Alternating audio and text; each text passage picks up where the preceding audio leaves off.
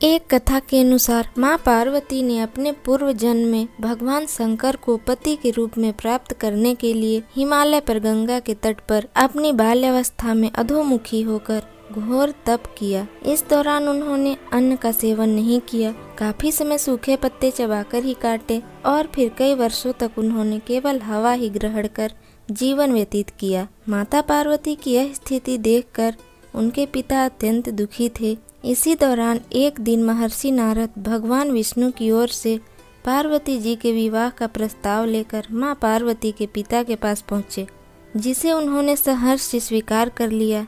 पिता ने जब बेटी पार्वती को उनके विवाह की बात बतलाई तो वे बहुत दुखी हो गईं और जोर जोर से विलाप करने लगी। फिर एक सखी के पूछने पर माता ने उसे बताया कि वे यह कठोर व्रत भगवान शिव को पति के रूप में प्राप्त करने के लिए कर रही हैं, जबकि उनके पिता उनका विवाह श्री विष्णु से कराना चाहते हैं।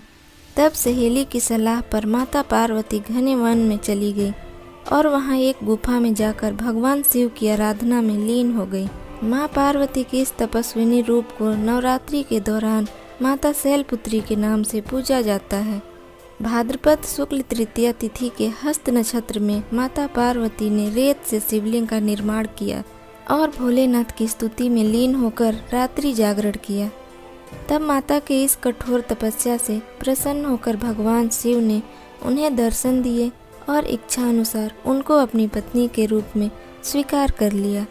मान्यता है कि इस दिन जो महिलाएं विधि विधान पूर्वक और पूर्ण निष्ठा से इस व्रत को करती हैं, वे अपने मन के अनुरूप पति को प्राप्त करती हैं। साथ ही यह पर्व दाम्पत्य जीवन में खुशी बनाए रखने के उद्देश्य से भी मनाया जाता है।